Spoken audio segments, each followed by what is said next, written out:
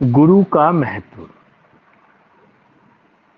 गुरु के महत्व को पहले ग्रंथ का परिचय कराया, उसके बाद यहाँ पर साधक बाधक तत्व आए, फिर कुटी का स्थान, समय, वह देश किस प्रकार का हो, वो सब चीजें क्लियर कराई। अब बताते हैं गुरु का महत्व। गुरु का महत्व जो है उसके संबंध में क्या कहते हैं कि गुरु का महत्व तो नीचे आएगा, उसके पहले उस कुटी का और स्वरूप बताएंगे जो कल पढ़ी थी ना। कल क्या था, कल तो हमने केवल एक स्थान देख लिया कि यह स्थान इस तरह का होगा और इसके आसपास जल, अग्नि या पत्थर वगैरह ना हो, 4 हाथ प्रमाण की दूरी, ये सब कुछ वहां क्लियर करा गया। अब ये जो स्थान है उसके बारे में कुछ कहते हैं कि अल्प द्वारम रंध्र गर्त विवरम, कि उस कुटी का द्वार छोटा हो। जिस कुटी की यहाँ पे बात कर रहे हैं उसका द्वार कैसा हो, छोटा हो, उसमें कोई छिद्र न हो, कोई भूमि ऊंची नीची न हो और अधिक विस्तृत न हो। वो जो स्थान है जहाँ योगाभ्यास किया जाएगा वो अधिक विस्तृत ना हो, बहुत दूर तक फैला हुआ ना हो, उसमें कोई छिद्र ना हो। तो हुआ, हाँ, गोबर के मोटे परत से अच्छी प्रकार लिपा हो, स्वच्छ हो, कीड़े आदि से रहित हो तथा बाहर से मंडप वेदी तथा अच्छा कुआ हो और साथ ही चारों ओर से दीवार से घिरा हो। अब यहाँ आपको जो यहाँ पर 3 चीजें ध्यान करनी है, मैं हाईलाइट उनको कर लिया, अंडरलाइन कर दिया है। एक तो छोटा द्वार, अल्प द्वार, ठीक है, कैसा अल्प द्वार हो उस कुटी का जहां पर साधना की जाएगी। भूमि ऊंची नीची न हो, यदि भूमि ऊंची नीची रहेगी तो आसन में आप अच्छे से बैठ नहीं सकते, ठीक है, और अन्य समस्याएं आएंगी। चारों ओर से वो दीवार से घिरा हो। 3 चीजें यहाँ पर आई हैं जो आपको याद करनी है। इसके बाद अगर इसका विस्तार करें तो सबसे पहले आपके मन में प्रश्न आएगा कि ये सब चीजें क्यों ली गई। मुझे जहां तक लगता है, अगर हम बात करें कि भूमि ऊंची नीची न हो, ये सबको समझ आता है। भाई भूमि ऊंची नीची होगी तो आप बैठ नहीं सकते किसी भी ध्यानात्मक आसन में, और बैठेंगे तो लंबे समय तक बने नहीं रह सकते, ये तो क्लियर है। चारों ओर से दीवार हो, ये भी सही बात है, क्योंकि बाहर के जो भी जीव जंतु हैं उनसे भी कहीं ना कहीं सुरक्षा की दृष्टि से जरूरी हो जाता है। और एक एकाकी एक स्थान आपको तैयार करना है जहां आप योगाभ्यास करें, तो उसके लिए भी जरूरी है। तो 2 चीजें समझ में आती है। तीसरी बात जो आई है कि द्वार छोटा हो।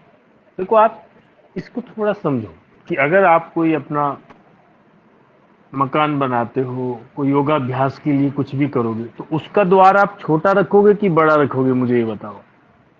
आप बोलोगे कि ठीक बड़ा करो, कहीं सर न लग जाए इसमें। बड़ा करते कि नहीं करते द्वार,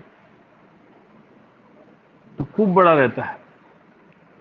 लेकिन यहाँ पर छोटे द्वार की बात है, तो ऐसा क्यों लिखा। अब या तो ये सही है या हम गलत है, कहीं ना कहीं तो कुछ ऐसा है जो हमको वो चीजें समझ नहीं आ रही। इसके पीछे जो साइंस है वो क्या है कि कोई भी अभ्यास तब तक फलित नहीं होता, तब तक साधक उसका लाभ नहीं ले सकता, जब तक उस साधक का उस अभ्यास के प्रति एक समर्पण का भाव न आ जाए। समर्पण कैसे आएगा कि हम जहां पर भी जाते हैं पहले उसको प्रणाम करते हैं, और जब सर झुकेगा तो समर्पण आता है। कोई भी तीर्थ स्थान आप देखो, उसका मेन गेट जो है वो बड़ा हो सकता है, मुख्य द्वार जो है वो बहुत बड़ा रहता है, विशाल रहता है। लेकिन जो गर्भगृह बोलते हैं, जहां पर वह उसकी जो इष्ट देव की जो मूर्ति है या जो भी वहां पर है, वो जहां रखा होगा उसका आपको गेट बहुत छोटा मिलेगा। आपने देखा होगा कहीं पर भी, किसी भी तीर्थ स्थान में आप जाओ, सब जगह ऐसा ही मिलेगा।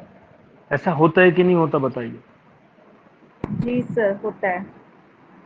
इससे क्या होगा कि जैसे ही कोई व्यक्ति झुकता है ना, तो एक श्रद्धा भाव आता है। सिर झुकता है तो श्रद्धा भाव आता है, और जैसे ही विनम्र होता है तो वो उस विद्या के, उस अभ्यास को ग्रहण करने के योग्य हो जाता है।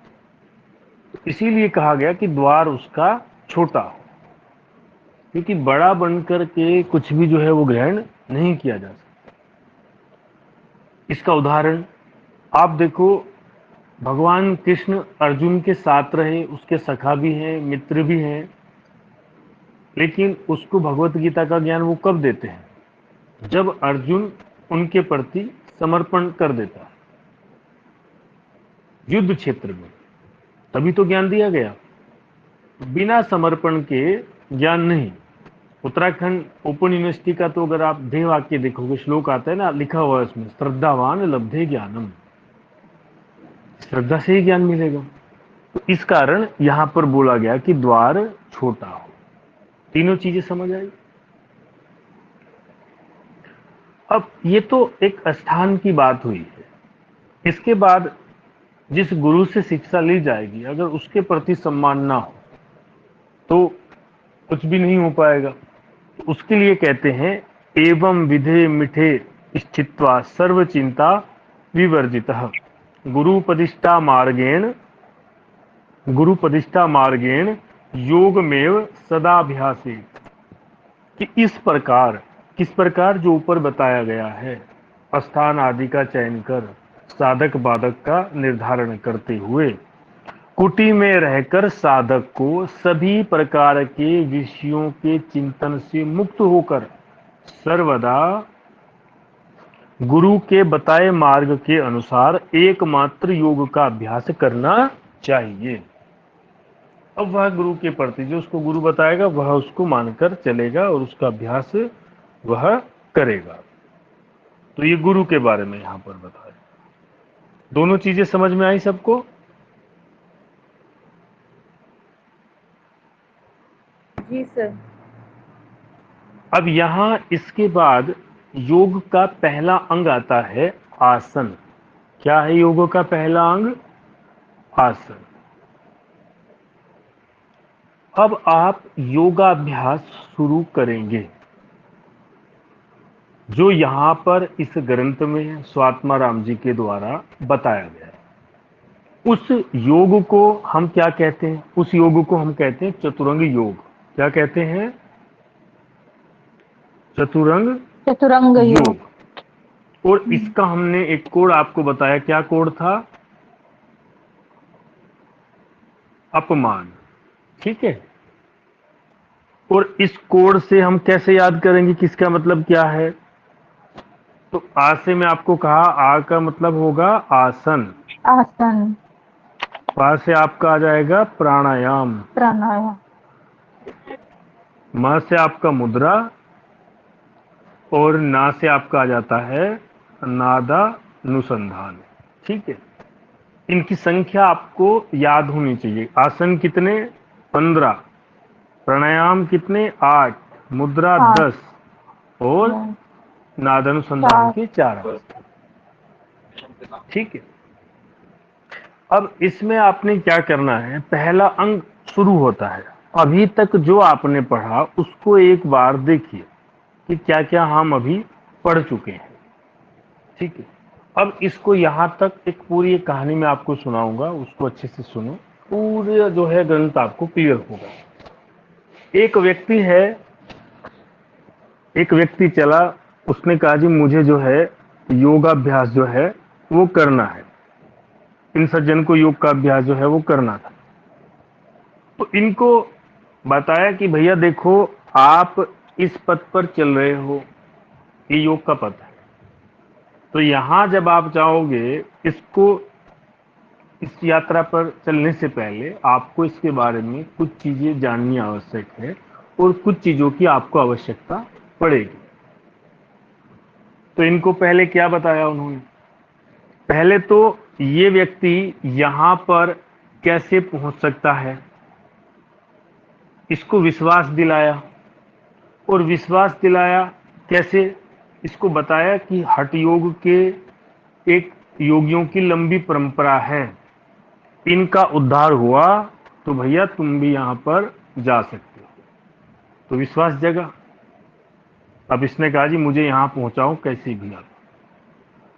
अभी इन्होंने कहा रुको, यहां पहुंचना है तो उसके लिए तुम्हें दो तरह की चीजें मिलेंगी, दो तरह के तत्व मिलेंगे, दो तरह के व्यक्ति मिलेंगे, दो तरह के गुण दुर्गुण मिलेंगे। तो ये पहचान हो कि तुम्हारा कौन इसमें सहायक होगा और कौन तुम्हें इसमें बाधा पहुंचाएगा।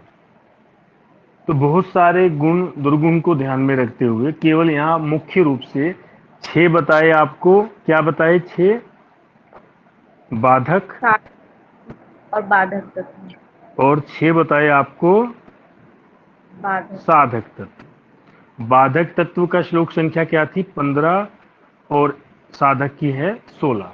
पहले अध्याय का ये 16वां श्लोक है, ये 15वां, ये 16वां। ठीक है। इसके बाद इन्होंने कहा कि ठीक है मैं इनको दोनों को जान लिया, अब मुझे कोई समस्या नहीं होगी। तब ये कहते हैं कि अब एक स्थान तय कर लो जहां पर तुम योगाभ्यास करोगे। तो उस स्थान के बारे में आपको बताया गया। फिर वह स्थान किस तरह से, उसका पूरा डिजाइन, जैसे हम लोग नक्शा वगैरह तैयार कराते हैं ना, तो बताया। तो 3 गुण उसमें आए कि एक तो द्वार छोटा रखना, भूमि ऊंची नीची न हो, अधिक विस्तार मत रखना उसका। ठीक है, ये 3 चीजें इन्होंने बोल दी। इसके बाद अब इसको कहा कि अब आप योगाभ्यास कर सकते हो। समझ में आया? यहां तक का पूरा जो कुछ हुआ भी, ये बात कही गई। अब ये योगाभ्यास करें। योगाभ्यास में इसको कहा कि देखो जो क्रम है उसी में आप करोगे। कई बार आप में से और बहुत से और भी लोग जो हैं उनको ये पता नहीं होता, मन में ये चीजें चलती रहती हैं कि योगाभ्यास जो है वो करना तो है, लेकिन शुरुआत कहाँ से करें, बहुतों के मन में आता है। तो सबसे अच्छा तो अष्टांग योग जो है उसका जो क्रम है यम नियम आसन प्राणायाम का, वो सबसे बेस्ट है। और अगर जिस भी ग्रंथ को आप लो उसमें जो क्रम दिया गया उसी के अनुसार आपको चलना चाहिए। तो यहाँ पर पहले आसन, फिर प्राणायाम, फिर मुद्रा और फिर नादानुसंधान अंत में। तो अब मैं जहां तक समझ पा रहा हूं, मुझे लगता है आपको ये पूरा ग्रंथ समझ में आ गया कि इसमें क्या पढ़ेंगे, क्या चल रहा है, वो क्लियर है। अब देखिए, पहला अंग बताया इन्होंने आसन। आसन की संख्या हमने आपको बताई, कितने आसन हैं? 15। इसके बाद हम एक दूसरा ग्रंथ पढ़ेंगे जिसको कहते हैं घेरंड संहिता। क्या कहते हैं? घेरंड। इसमें आसनों की संख्या आपको 32 मिलती है। अब ये 32 कैसे होगी, इसको ऐसे ध्यान रखना। 15 आसन तो हठ पर दीपिका के आ जाएंगे और 17 आसन इसमें अलग से लिए जाएंगे, तो ये 32 हो जाएंगे। तो ये जो 15 आसन है ना, ये वहां पर भी आपको मिलेंगे। ठीक। दूसरी बात आती है आसनों की जो संख्या है, यहां पर ये संख्या याद करनी पड़ेगी क्या? बिल्कुल करनी पड़ेगी। आप मुझे बताओ योग सूत्र में कितने आसन हैं? जो बहुत सारे बच्चे फर्स्ट सेमेस्टर के हैं उन्होंने तो योग सूत्र पढ़ा नहीं, कोई थर्ड सेमेस्टर का है या कोई एमए कर चुका है तो वो बताए योग सूत्र में कितने आसन आते हैं?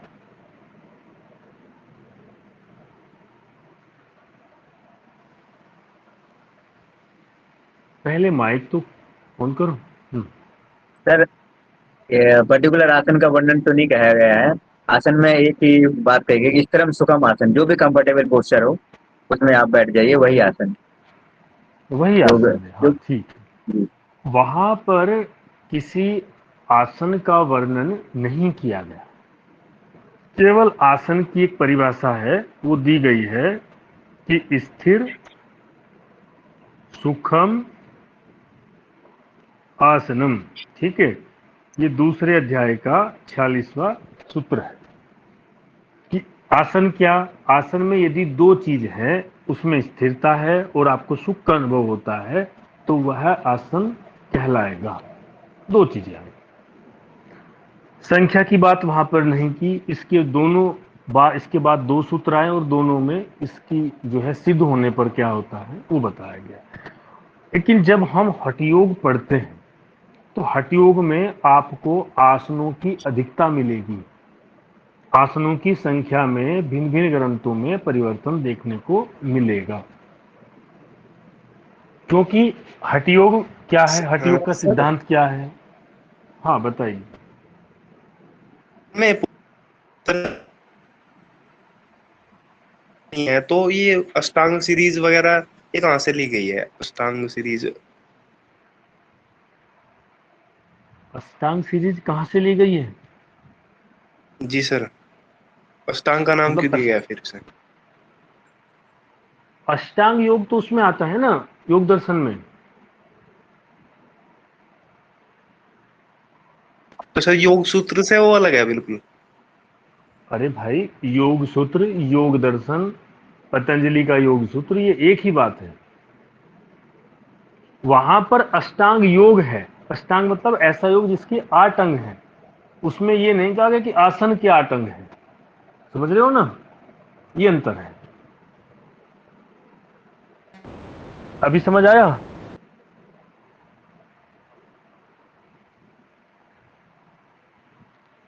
अब देखो यहां पर, तो आसन की हम बात करें कि भिन्न भिन्न जगह पर आपको भिन्न भिन्न संख्या मिलेगी।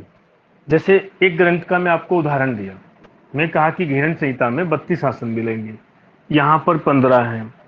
आप जाओगे वशिष्ठ संहिता में, वहां पर 10 आसन हैं। शिव संहिता 4 आसन आपको मिलेंगे। सिद्ध सिद्धांत पद्धति 3 आसन आपको मिलेंगे। गोरख संहिता है 2 आसन मिलेंगे।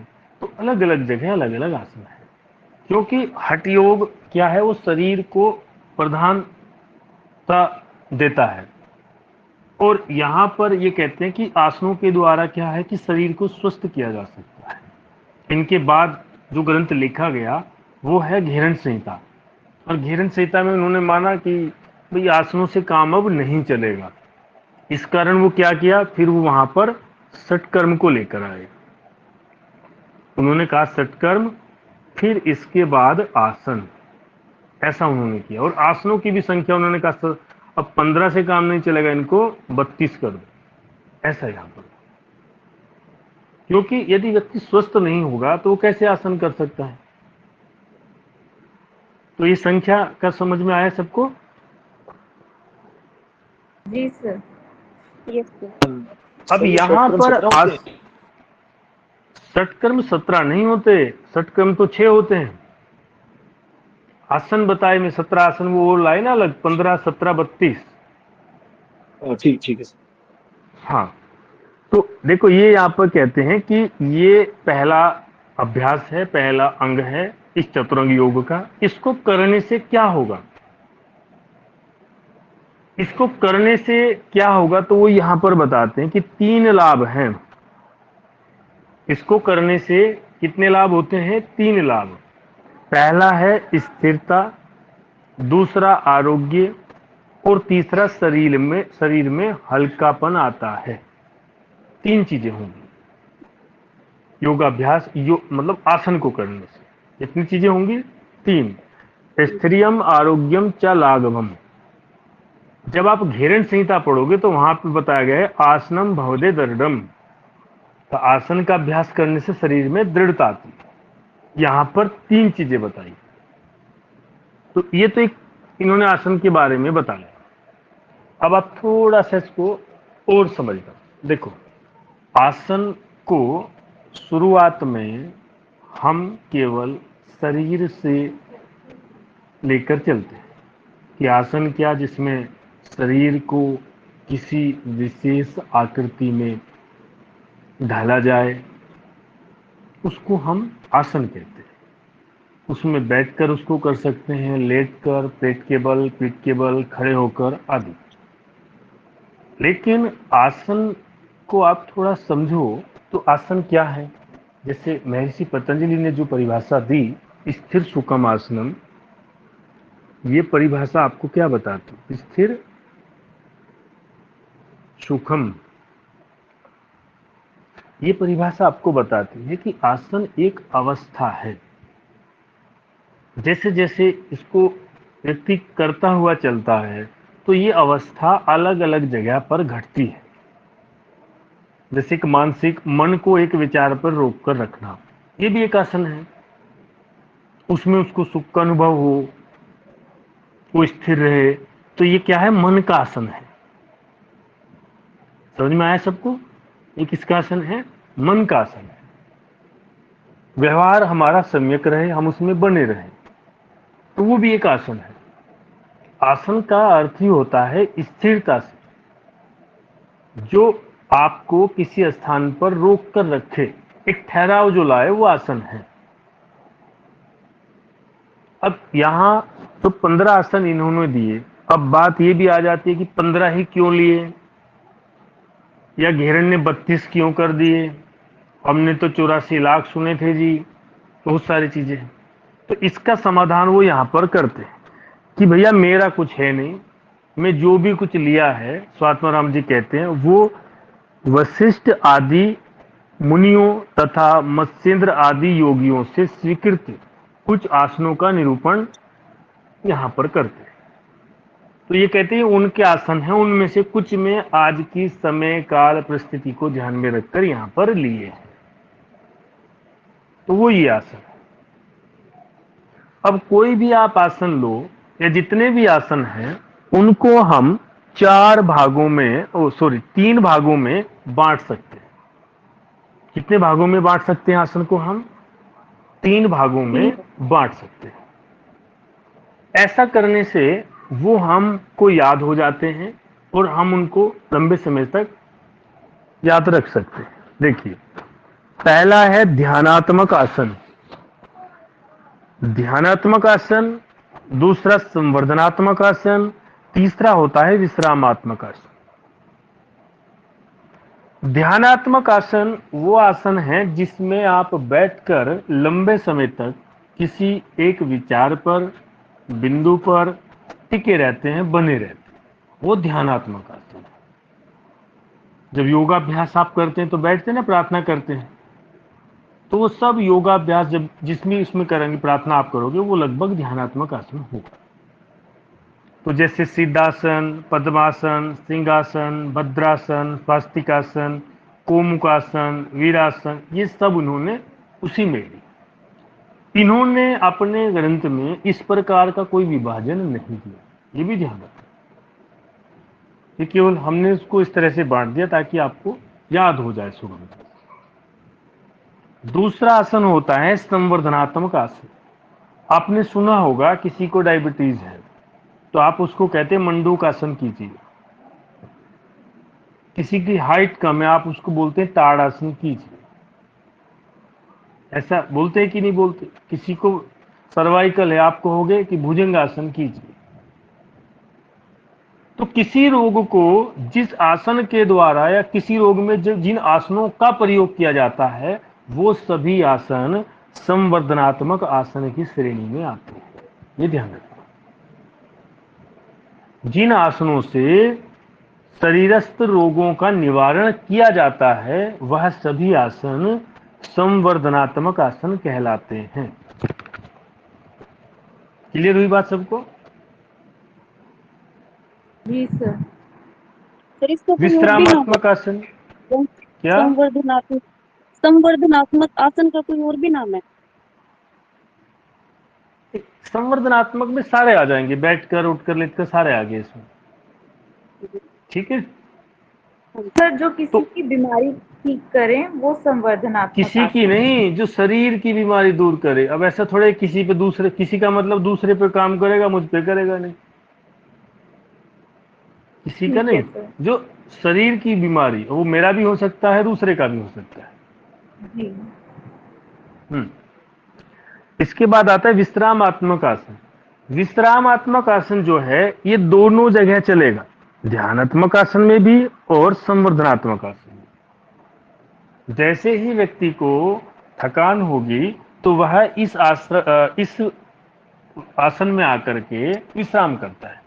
जैसे शवासन, ठीक है, और शवासन हो गया। एक और भी है, उसको क्या कहते हैं, दोनों हाथ ठुड्डी पे लगा के कहते हैं ना, अरे बाल्यासन है, 3 आसन है ये, शवासन, बाल्यासन और एक मकरासन।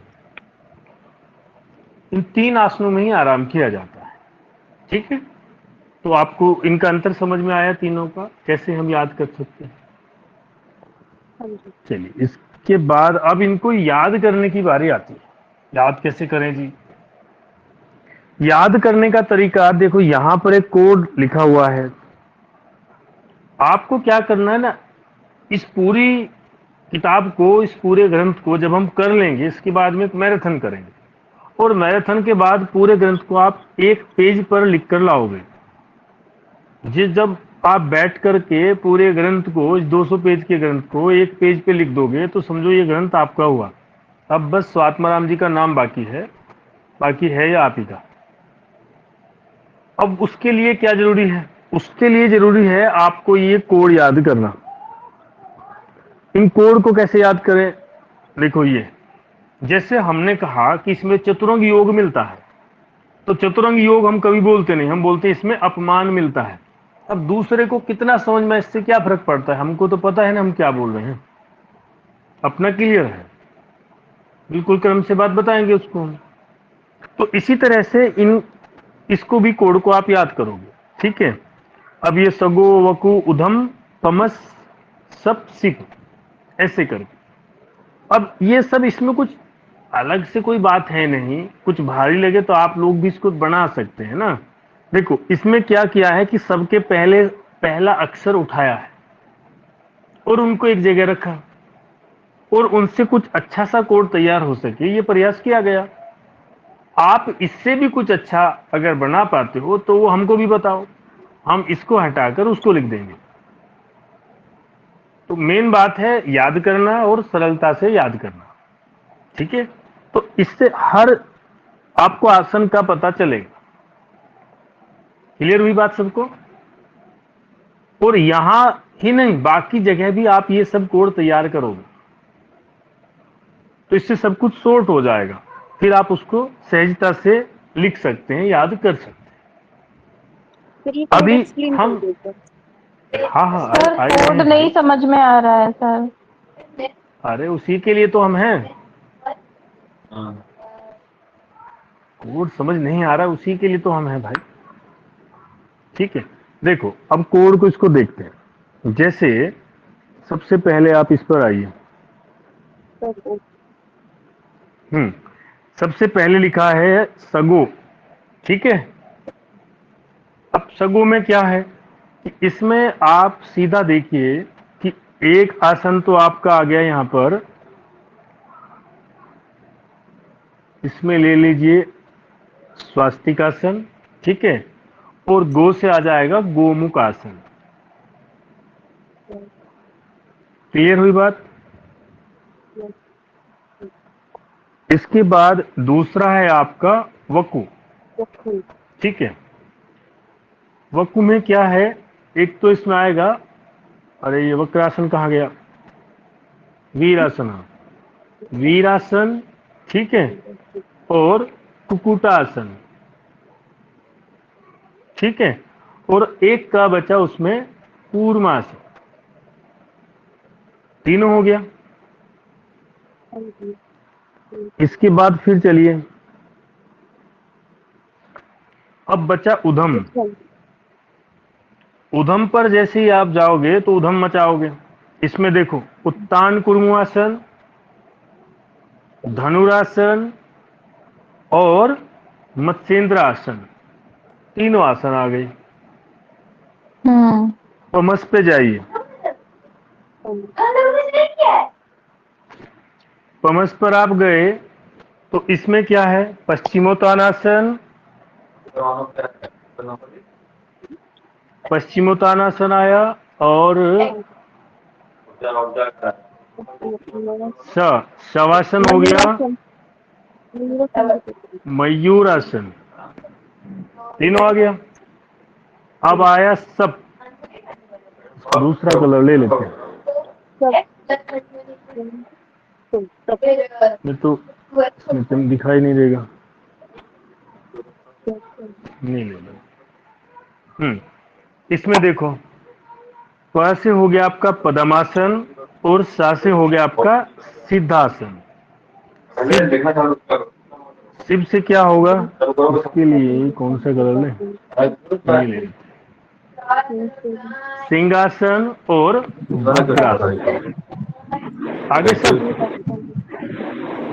ऐसे इसको याद कर सकते, 2-4 बार लिखोगे तो याद हो जाएगा। आपको क्या करना है, जैसे आपने शिव लिखा तो शिव लिखते ही आपको वहां पर लिखना है, शिव का मतलब है सिंहासन, सिंहासन, और फिर आप लिखो कि भद्रासन। ऐसे लिखोगे तो याद होता रहेगा, ठीक है। फिर जैसे यहाँ पर गए, सोगो पर गए तो यहाँ पर फिर लिखो, तो ऐसे करके आप लिख सकते हैं, ठीक है। मैं इसके चलिए, भद्रासन सर, भद्रासन हाँ भद्रासन, ठीक है भद्रासन। ओके। भद्रासन, ठीक हो गया। ये है। अब इसमें आपके नेट के साथ में जो है कुछ थोड़ा सा धर्म भी कमाया जा रहा है। देखो, वो असल में हमारे जो बड़े हैं ना, साधु सन्यासी, और फिर ग्रंथों में भी इतनी बात है कि अगर धर्म नहीं कमाया लग जाओगे, तो भय काम करता है। उस भय के कारण बहुत सारे एमए फर्स्ट ईयर के छात्र भी जुड़े हुए हैं।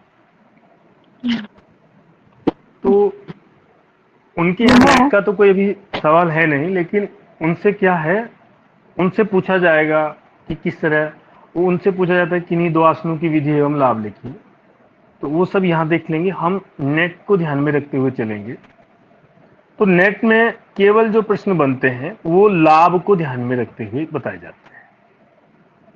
कभी भी आपसे किसी आसन की विधि नहीं पूछी जाएगी, केवल लाभ पूछा जाता है, ठीक है। दूसरी बात, जो आसन से पूछा जाएगा वो किन्हीं आसनों के नाम आपको देगा और नीचे ऑप्शन देगा कि इसमें से बताइए कौन सा ध्यानात्मक आसन है, ठीक है। जैसे 4 आसन दिए आपको, तो 4 आसन में से वो नीचे पूछेगा कि निम्न में से कौन सा आसन ध्यानात्मक आसन कहलाता है, तो वही 4 ऑप्शन होंगे, तो वो आप बताएंगे। तो पहचान आपको करनी 2 तरह से हुआ। तीसरी बात आती है इसमें कि किस आसन का किस रोग से संबंध है। जैसे डायबिटीज दिया तो वहां पे हम लिखेंगे मंडूका, ठीक है। तो एक ये 3 तरीके से प्रश्न पूछे जाते हैं। तो यहां बात आएगी कि विधि वगैरह उस पर कोई प्रश्न आता नहीं। क्लियर हुई बात सबको? तो हमें यहां ज्यादा फोकस किस पर करना है, लाभ पर करना है। और लाभ में मैं आपको कुछ चीजें बताऊंगा कि किस आसन से क्या हो रहा है। वो आसन यहां पर बहुत सारी चीजें जो है वो अति संयोक्ति में भी बताई गई है।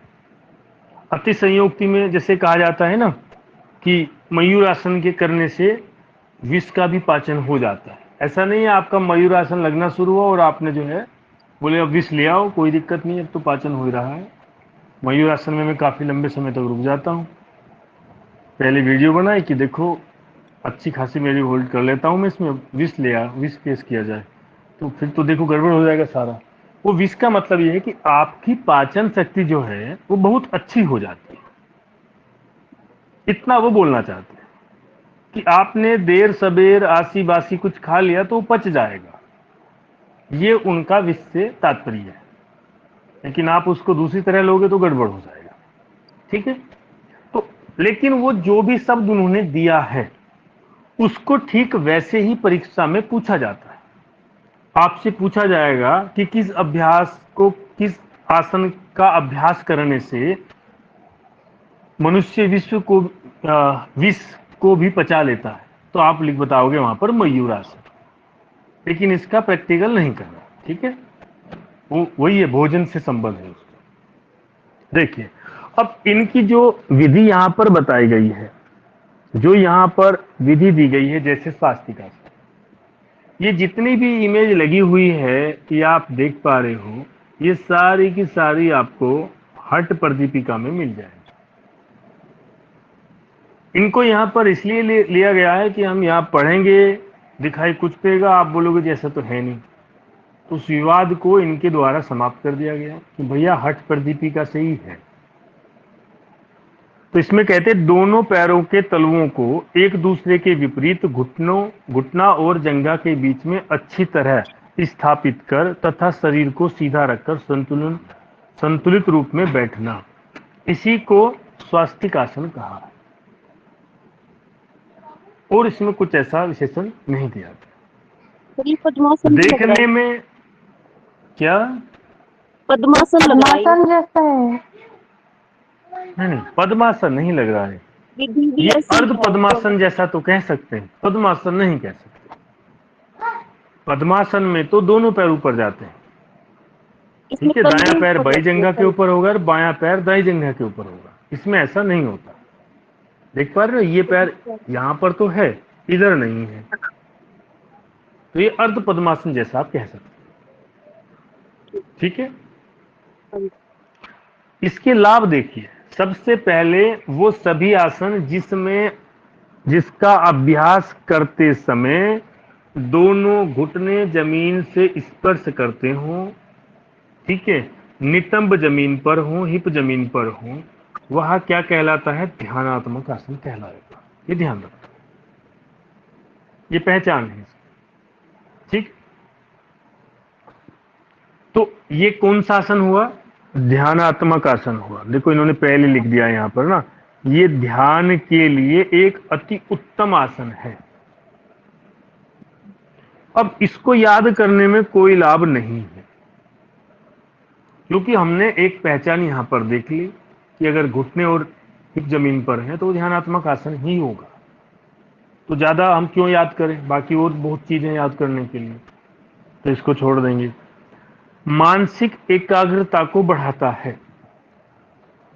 वह सभी आसन जिसमें आप ध्यान का अभ्यास करते हैं या शांत होकर बैठ जाते हैं, उससे एकाग्रता बढ़ती ही है, ठीक है। आप शवासन करेंगे, आंख बंद रहेगी, शांत रहेंगे तो एकाग्रता बढ़ेगी।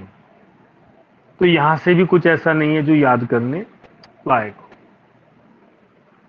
तीसरी बात, जिनके पांव सर्दियों में बहुत ठंडे रहते हैं, उनके लिए यह बहुत लाभकारी आसन है। तो इसमें भी कुछ याद करने जैसा है नहीं, परीक्षा से भी कुछ 15 में से कुल 5 या 6 आसन ऐसे होंगे जहां से प्रश्न पूछा जाता है। देखते हुए हम सबको चलेंगे। दूसरे आसन पर आइए, गोमुख आसन। गाय के मुख के जैसी आकृति बनती है, इस कारण इसको गोमुख आसन कहते हैं। और वो आकृति पैरों की बनती है यहां पर, इसलिए इसको बोलते हैं गोमुख। गाय का मुख होता है ना, ऐसे खुलता है, तो इन्होंने बोलते गोमुख आसन। इस आसन में कुछ चीजें आपको ध्यान रखनी है, पहले मैं वो बता देता हूं कि जो पैर ऊपर, दायां पैर ऊपर है, बायां पैर ऊपर है यहां पर, तो बायां ही हाथ ऊपर होगा, ये ध्यान रखो। जो पैर नीचे, वो हाथ भी नीचे होगा। समझ में आई बात? कई बार प्रैक्टिकल करते हैं तो उसमें कहते हैं गोमुख आसन लगाओ, तो कुछ सज्जन क्या करते हैं, बैठते ऐसे ही हाथ कोई सा ऊपर चला जाता है, कोई सा नीचे हो जाता है। तो वो बोलते हैं जी हमने बिल्कुल सही प्रैक्टिकल किया था, उसके बाद भी बोले गलत है। तो ये अंतर वहां पर रहता है। समझ आया है? क्लियर हुई बात? अब इसके लाभ देखिए। लाभ में कहते हैं, चलो विधि इसकी पढ़ देता हूं, विधि में कुछ ज्यादा है नहीं। विधि क्या है ना, इससे विधि क्लियर हो जाती है। इमेज का यही लाभ होता है, उसको देख करके विधि क्लियर हो जाती है। ये मधुमेह, गठिया, बाय, कमर दर्द, कब्ज जैसी बीमारियों में लाभकारी है। इसके अभ्यास से सर्वाइकल स्पॉन्डिलाइटिस में लाभ प्राप्त होता है। इस आसन के अभ्यास से मूलबंध स्वयं लग जाता है। ये पहला आया जो आपके लिए याद करने लायक है। अब आपसे पूछा जाएगा कि किस आसन का अभ्यास करने से मूल बंध स्वयं लग जाता है। वो ऑप्शन आपको देगा, स्वास्तिकासन, गोमुखासन, वीरासन, ठीक है, या ताड़ासन। तो तब आप वहां पर बोलोगे कि गोमुखासन। सर कौन सा मूल बंद ठीक। लगता है? कौन सा मूल बंध? क्या मूल बंध तो एक ही होता है, बंध चार होते हैं। बंध चार होते हैं, मूलबंध, जालंधर, उद्यान, और जब चारों को मिला देते हैं तो फिर कहते हैं महाबंध, जब तीनों एक साथ लगते हैं। ठीक है, तो चौथा बनता है। ठीक हुआ? तो ये एक चीज आपको याद, इसको नोट करते हुए चलना। ये जो मैं बता रहा हूं ना, फिर 15 आसन आपको याद नहीं करने पड़ेंगे, केवल 5 या 6 आसन निकलेंगे मुश्किल से यहां से, तो इसको आप याद कर लो। एक ही बात है इसमें। ठीक है, इसके बाद देखो वीर आसन।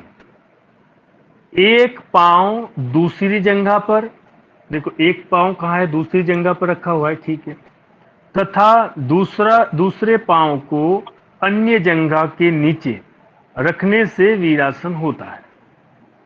अब आप एक चीज देखिए यहां पर कि इसमें और इसमें अंतर केवल पैर का ऊपर नीचे का है, और कोई अंतर नहीं। नीचे मतलब यहां पर पैर नीचे है, और यहां पर पैर जो है, इसमें जो है, सॉरी, इसमें तो पैर जो है ना यहां पर बीच में है, बीच में फंसा जाता है, और यहां पर केवल नीचे रखा हुआ है, यहां पर कोई पैर यहां है नहीं, नीचे है। ये अंतर है। चक्र के पास। हाँ, नीचे रखा हुआ है बस उसको, पैरों के बीच में नहीं रखा है। ठीक है, ये अंतर है। इसको वीरासन बोलते एक पैर वीरासन- बिल्कुल थाई पे रखा हुआ है ऊपर, और एक पैर नीचे जमीन पे रखा हुआ है। हैं।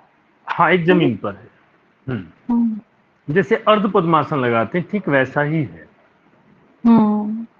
अब इसके बाद आता है दूसरा आसन। इसके लाभ देखिए, लाभ में कुछ नहीं इसके। कूर्म आसन। ठीक है, जैसे ये करें इसको वज्रासन देखने में लगता है। क्या लगता है? ये जैसे वज्रासन कर रहे हो, लेकिन वज्रासन में पैर के पंजे पीछे रहते हैं, पैर के पंजे पीछे जाते हैं। इसमें देखो साइड में है निकले हुए, देखो ऐसे निकले हुए। तो ये हुआ आपका कूर्म आसन। ठीक हुआ? दोनों पांव की एड़ियों पर गूदा को रखकर एड़ियों से गूदा को दबाते हुए तथा पांव के अग्रभाग को बाहर की ओर, ये निकले हुए हैं बाहर की ओर, फैलाकर रखना, इसे योग के जानकार कूर्मासन कहते हैं। ठीक है, कोई इसका लाभ वहां पर नहीं बताया नहीं गया। कुकुटासन, पद्मासन लगाया। चलेगा सर। सॉरी, कुछ बोलना चाहते हैं? सर सर कुर्मासन ऐसे शायद वो हाँ, दूसरा- हठ प्रदीपिका के अनुसार ऐसे ही होता है। अगर योग में आप नेट पे जाओगे या बाकी चीजें देखोगे तो गड़बड़ हो जाएगा। वीरासन भी अलग तरह से दिखता है। ठीक है, जी सर। यहां हाँ, इसी अलग को हो- ध्यान में रखते हुए चलेंगे। अभी देखो कुकुटासन कैसा?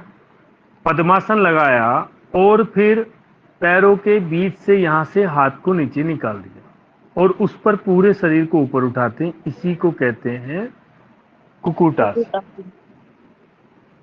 ठीक है, पद्मासन लगाकर घुटनों और जंघाओं के बीच अनुकूल अनुकूल स्थान पर दोनों हाथों को डालकर हथेलियों को भूमि पर सुस्थिर कर शरीर को आकाश में स्थिर रखने से कुकुटासन होता है। आकाश मतलब ऊपर उठाने से। इसके कोई लाभ नहीं दिए गए यहां पर। इसके बाद आइए उत्तान कुर्म आसन। ये ठीक इसी की एक तरह से क्या है, इसकी एक वेरिएशन है। जो हाथ नीचे टिके हुए थे वो दोनों हाथ अब ठुड्डी पर यहां आ गए और अब हिप जमीन पर है। कुटासन लगाकर दोनों हाथों को गले को पकड़, दोनों हाथों से गले को पकड़कर कछुए के समान चित्त लेट जाना, इसे उत्तान कुर्म आसन कहते हैं।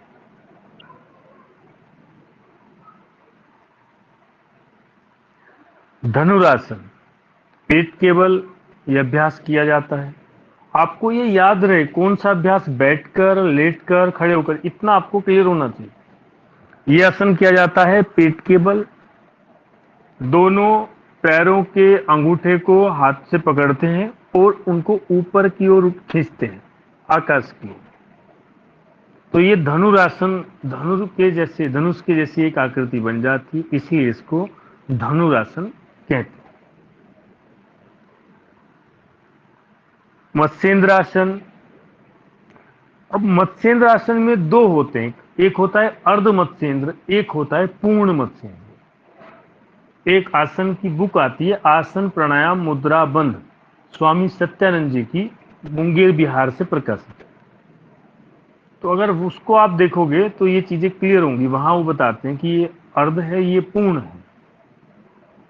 और अगर किसी कारण से आपने अयंगर जी की पढ़ी तो उसमें तो फिर ये सब जो है गड़बड़ हो जाएगा, तो उसको अभी नहीं देखना। उन्होंने सब आसनों के नाम अलग दिए, वो कई ग्रंथों में मिलते नहीं। ठीक है। मत्स्येंद्रनाथ, इसमें क्या है कि एक पैर, दायां पैर आपका बिल्कुल सीधा है, बाएं पैर को धीरे से घुटने से फोल्ड करते हैं और बाएं पैर के पंजे को दाएं पैर के घुटने के पास यहां पर रखते हैं। फिर दाएं हाथ से घुटने के ऊपर को लाते हुए बाएं पैर के पंजे को स्पर्श करना और पीछे जितना ट्विस्ट कर सकते उतना जाते। तो यह आपका मत्स्येंद्र आसन है। पूर्ण मत्स्येंद्र में क्या होगा, जैसे अर्ध पद्मासन लगाते हैं वो पैर वहां आ जाता है, तो उसको वो कहेंगे। हालांकि पैर तो मुझे लग रहा है यहाँ पे ना, पता नहीं पैर है हाँ कि सर, वो वहीं रखा हुआ है सर, पैर जो है फोल्ड करके वहीं अगर रखा पैर हुआ है। फोल्ड करके आया तो इसको फिर पूर्ण मत्स्येंद्र बोलेंगे। ठीक है। तो ये पूर्ण, ये पैर यहां जाएगा तब ये पूर्ण मत्स्येंद्र हो जाता है। चलिए, इसके लाभ देखिए, कहते हैं यह जठराग्नि को प्रदीप्त करता है।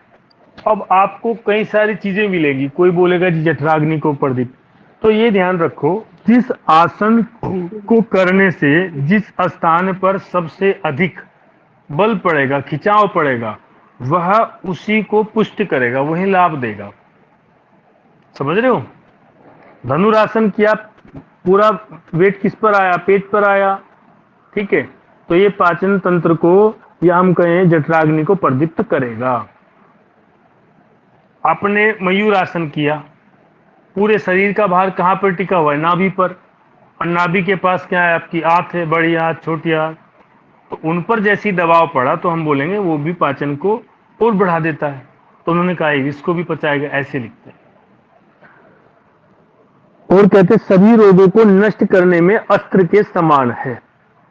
एक आयुर्वेद में एक श्लोक आता है, सर्वेषामेव रोगाणा निदान कुपित मलः, कि सभी रोगों की जो जड़ है वो क्या है, कुपित मल है। और यदि उसका त्याग जो है कर दिया जाए सुगमता से, तो फिर किसी भी वैद्य की आवश्यकता नहीं है, किसी चिकित्सक की जरूरत नहीं पड़ती। तो ये जो त्याजित मल है, जिस मल की बात की गई, इसका आश्रय कहाँ है, कहाँ रहता है, ये सब का सब आपका लार्ज इंटेस्टाइन जो है ना, बड़ी आंत, उसी में रहता है। तो जब उसकी शुद्धि होगी तो पूरा शरीर शुद्ध हो जाता है। तो जब जब पेट पर प्रभाव पड़ेगा, उसकी शुद्धि की बात होगी, तो वहां ये जितना अति संयोक्ति हो सकता है उतना बोलेंगे। जैसा इन्होंने कहा कि ये सभी रोगों को नष्ट करने में अस्त्र के समान है। क्यों? क्योंकि सबसे ज्यादा दबाव पेट पर ही पड़ता है, इसलिए ऐसा बोल रहे हैं। इससे कुंडलिनी जागृत होती है। दूसरा पॉइंट है, इसको नोट कर लो। दूसरा पॉइंट, इससे कुंडलिनी जागृत होती है। पूछेगा किस आसन से कुंडलिनी जागृत होती है, तो आप बोलोगे मत्स्येंद्रनाथ मत्स्यासन है, इससे जो है वो जागृत होती है। इससे चंद्रमंडल स्थिर होता है। ये चंद्रमंडल क्या है? चंद्रमंडल, जब आप इसमें अनुलोम विलोम पढ़ोगे, एक मुद्रा पढ़ोगे जिसको हम विपरीत करनी कहते हैं, तो वहां पर ये चंद्रमंडल आएगा। ठीक है, वहां पर देखेंगे। तो यहां पर आपको ध्यान करना है कुंडलिनी की जो बात आई। ठीक है, इसको लिख लो, ऐसे लिखो, मत्स्येंद्र आसन डैश करके। इसका एक लाभ होता है, वो क्या है? कुंडलिनी जागरण। ऐसे कर लो। तो ये दूसरा आसन मैं आपको बताया, इसमें से मैं कहा कि इसको याद करना है, थोड़ा ध्यान में रख के चलो। इसके आगे देखिए, पश्चिमोत्तान आसन। आपने देखा है ना, जब किसी से बोलते हैं कि दिशा का कैसे ज्ञान हो, कैसे हम जाने हम किस दिशा में हैं, तो उसके लिए कहते हैं कि पूरब की ओर मुख करके खड़े हो जाओ। सामने पूर्व तो पीछे पश्चिम, बाएं हाथ में उत्तर, दाएं में दक्षिण, ऐसे बोलते हैं ना। तो ये जो पीछे का जो हिस्सा होता है पीठ का, इसको पश्चिम कहते हैं। पश्चिम की दिशा में आया। और जब हम अभ्यास करते हैं तो इसमें खिंचाव होता है, तो इसी कारण इसको बोलते हैं पश्चिमोत्तान, जिसके द्वारा पश्चिम के हिस्से में तनाव हो, खिंचाव हो। तो ये आसन पश्चिमोत्तान आसन है। इस आसन को जब करते हैं तो देखो लाभ कहां पर मिलेगा? पेट पर दबाव पड़ेगा कि नहीं पड़ेगा? बाकी जगह पर भी है, लेकिन यहां सबसे ज्यादा पड़ता है। तो इसी तरह से बोलेंगे, पहला लाभ, प्राण का सुषुम्ना में संचार होता है। ये नोट कर लीजिए, प्राण का सुषुम्ना में संचार होता है, इसको नोट कीजिए। जठराग्नि प्रदीप्त होती है, तो हमें पता चल चुका, इसको याद नहीं करना। उदर पतला और आरोग्य होता है, ये भी कोई बड़ी बात नहीं। एक चीज याद कीजिए, प्राण का सुषुम्ना में संचार होता है, उसमें प्रवेश करता है। दूसरा पॉइंट लिखा आपने। तीसरा, मयूरासन। ये मयूरासन आप सब देख ही पा रहे हैं यहां पर। मयूरासन में इसके उसमें कहते हैं शीघ्र समस्त रोग जो है समाप्त हो जाते हैं। उदर गुल्म दोष व कुपथ्य को पचाता है। जठराग्नि को इतना प्रदीप्त कर देता है कि विष भी भस्म हो जाए, पच जाए। तो ये आपको नोट करना है, ये विष को भी पचा देता है, ऐसा आएगा मयूरासन। प्राणायाम भी ऐसा आता है, शीतली प्राणायाम पढ़ोगे तो उसमें आएगा। बताइए सर, सुषुम्ना मतलब प्राण का सुषुम्ना में संचार होता है, ये समझ में नहीं आ रहा लाइन सर। सुषुम्ना मतलब क्या होता है? शरीर में चक्र की कल्पना की गई है। 7 चक्र बताते हैं, कहीं 6 हैं, कहीं 7 हैं, कहीं 8 आते हैं, अष्ट चक्र 9 द्वारा। तो उसमें होता क्या है कि देखो, इसको ऐसे आप जानो, नीचे जो स्थान है इसको बोल देते हैं शक्ति, ऊपर जो स्थान है इसको बोल देते हैं शिव। और जब आपको हठयोग की परिभाषा बताई थी, तो उसमें कहा था ना हठयोग क्या, कि शिव और शक्ति का मिलन हठयोग है, ऐसा बोला गया। अब यहां पर इसमें होगा क्या कि नीचे से चक्र चलेंगे।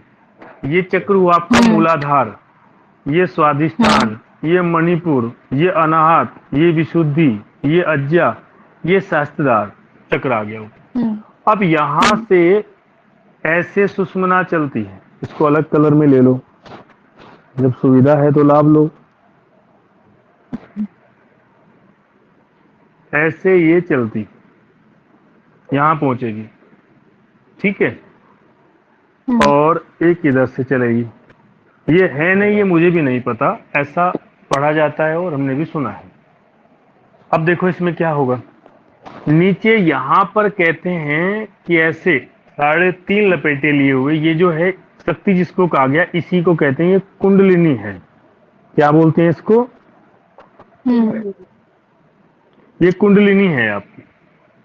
कि जैसे ही प्राण में साम्य अवस्था आती, उस पर नियंत्रण होता है, तो वो प्राण नीचे से, कहां से, यहां से इसमें प्रवेश करता है और इन 6 चक्रों का भेदन करते हुए ऊपर की ओर चलता है।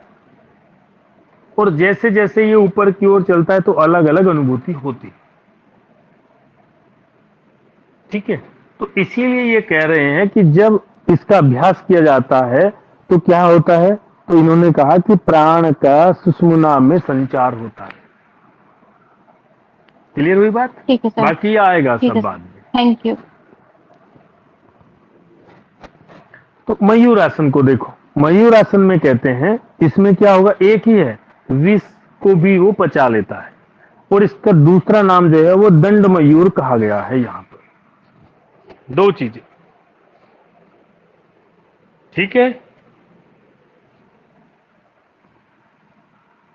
इसके बाद देखिए शवासन, ये यहां पर आप देख ही पा रहे हैं, योग करते हैं तो ये समझ सकते हैं। शरीर मतलब एक शव के आकार में हो जाता है, पूरा आराम, कोई बिल्कुल अचेत है, कोई ध्यान नहीं, उसको शवासन बोलते हैं। ये थकान मिटाता है, शांति प्राप्त करता है, आदि आदि। अब ये जो 15 आसन है, इन 15 आसन में से भी वो कहते हैं 4 जो हैं वो प्रमुख आसन है, और इन 4 में कोई मुख्य आसन है तो वो सिद्धासन है। ऐसे करो ना कि 15 में से 4 मुख्य और 1 प्रमुख, ठीक है। 1 प्रमुख ये सिद्धासन, 4 सिद्धासन, सिंह पद्म, भद्रासन, और बाकी 10 को पहले पढ़ेंगे, ऐसे लिख सकते। क्लियर हुई बात? अब इनके बारे में देखिए, यहां पर क्या कहते हैं, अगर सिद्धासन करते हैं, सिद्धासन से सबसे ज्यादा क्वेश्चन पूछे जाते हैं, क्योंकि पूरा हठ योग कुंडलिनी पर काम करता है, चक्र पर काम करता है, नाड़ी पर काम करता है, शरीर को कैसे स्वस्थ रखें, ये इसका मुख्य उद्देश्य। तो पहले ये कहते हैं कि एक तो इस आसन का अभ्यास करने से मोक्ष द्वार का भेदन होता है। अब ये मोक्ष द्वार कौन सा है? वो नहीं जहां इंद्र रहते हैं, ये मोक्ष द्वार है जो कुंडलिनी है ना, जो अभी बोला कि सुषुम्ना में प्राण का संचार होता है, वो प्रारंभ हो जाता है, वो इसके द्वारा शुरू होगा, तो इसलिए उसको मोक्ष द्वार का भेदन कहा है, ऐसा बोल रहे हैं। ये कुंडलिनी जागृत होगी, ये इनका तात्पर्य है, ठीक है। दूसरा, शरीर में जो 72,000 नाड़ियां हैं उनका शोधन होता है, और 3 बंध, मूलाधार, स्वादिष्ठान और मणि, अरे कहाँ चले गए हम, जालंधर, उद्यान और मूल बंध। कभी कभी हो जाता है भाई, भावनाओं में बह जाते हैं। तो जालंधर, मूल बंध, जालंधर बंध, मूल बंध और उद्यान, जब ये तीनों बंध एक साथ लगते हैं इसमें, ये ध्यान करना। अब एक चीज ध्यान रखो, एक आसन पहले पढ़ा था जिसमें कहा गया कि इसका अभ्यास करने से एक बंध स्वतः ही लग जाता है। उस आसन का नाम बताओ कोई भी। गोमुख आसन। अब दोनों में अंतर समझना। गोमुख आसन का अभ्यास करने से एक बंध स्वतः ही लगता है, और उस बंध का नाम है मूल बंध। सिद्ध आसन का अभ्यास करने से तीनों बंध स्वतः ही लग जाते हैं। अब यहां आपको कंफ्यूजन होगा, एक बंद किसके करने से लगता है और तीनों बंद किसके करने से लग रहे हैं, ये ध्यान रखना है, इसको नोट कर लो, ठीक है। इसके अन्य नाम वज्रासन और गुप्तासन है। जब हम हिरण संहिता पढ़ेंगे तो वहां वज्रासन अलग से एक स्वतंत्र आसन है, जहां केवल इसको नाम दिया गया, ठीक है। गुप्तासन इसको कहा, वहां पर गुप्तासन भी अलग है, ठीक है। इसके बाद आता है पद्मासन। पद्मासन सब इससे भली भांति परिचित है, पद्मासन से। ये जो दूसरी आप इमेज देख रहे हो, इसको सर मुक्तासन भी कहते हैं, 3 नाम बताएं। मुक्तासन भी कहते हैं सर, लिखा है ना गुप्तासन के बाद मुक्तासन।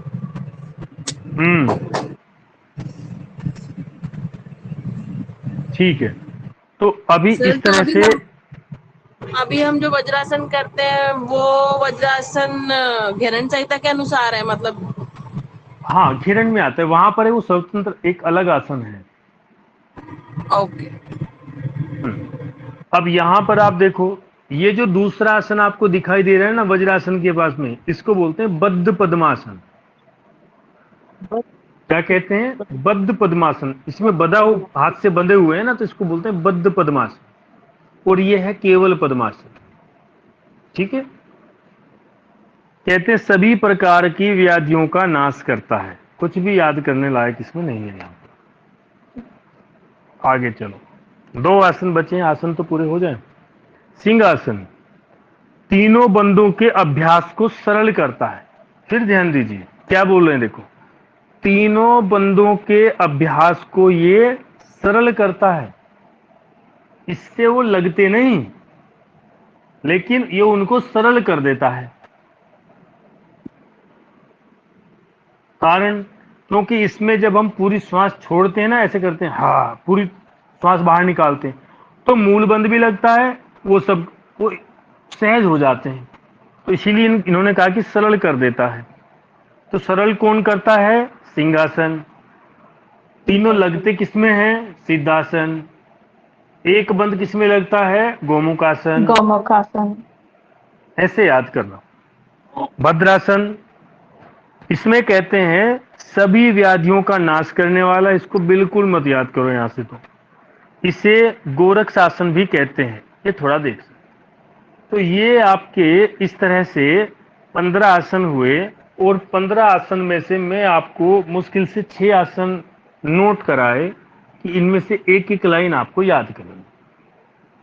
ठीक है। अभी इन आसनों में से कुछ आपको ऐसा जो क्लियर नहीं है, पूछना है, कोई डाउट है, तो आप बता सकते हैं। क्लास तो लगभग काफी हो चुकी है, तो कोई नहीं, कोई डाउट है तो पूछ लीजिए।